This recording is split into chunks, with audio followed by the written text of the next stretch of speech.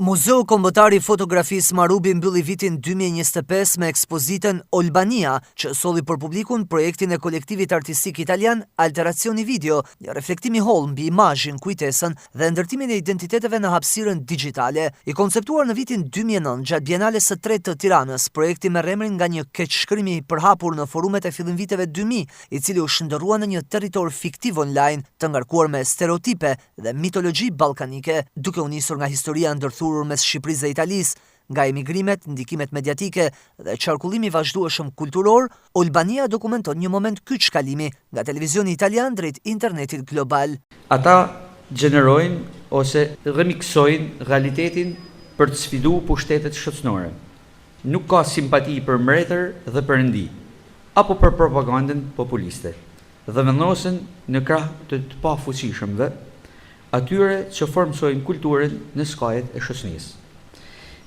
Kanë bashkëpunuar me mendimtarë të shuar edhe me figura të synda të kundërkulturës së internetit, udhëtar të vetmuar, çuditëpërës, rebel të çdo lloji, sepse nuk besojnë në hierarki apo kushte të paracaktuara për prodhimin artistik.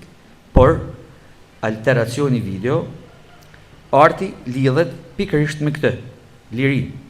Është vendi ku mund të tradhtosh gjithçka, piles edhe vetë idetë tua. Muzeu do përgatitet shumë shpejt për të anoncuar edhe programin e vitit që vjen, i cili do të jetë vërtet befasues. Në vitin që vjen, Muzeu Marubi mbush 10 vite që nga inaugurimi i tij.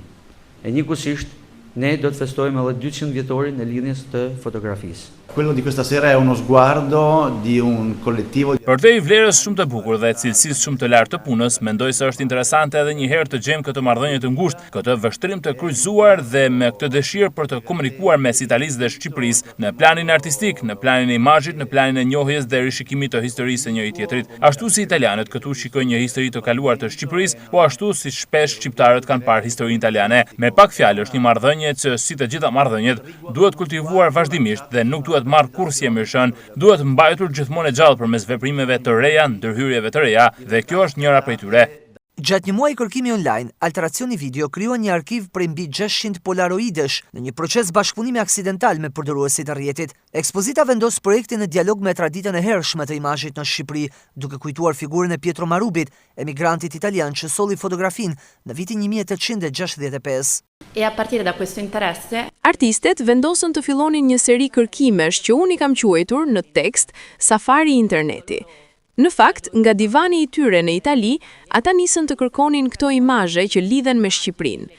Olbania në të vërtetë është një Shqipëri tjetër, është një Shqipëri që populli i internetit e ka shpikur në një periudhë shumë interesante, një periudhë tranzicioni teknologjik mes viteve 2009 dhe 2010, kur u kalua disi nga televizioni italian, mund të themi, drejt përdorimit të platformave ndërkombëtare si Flickr, Picasa, platforma që sot ende ekzistojnë, por që nuk përdoren më aq shumë sa atëherë.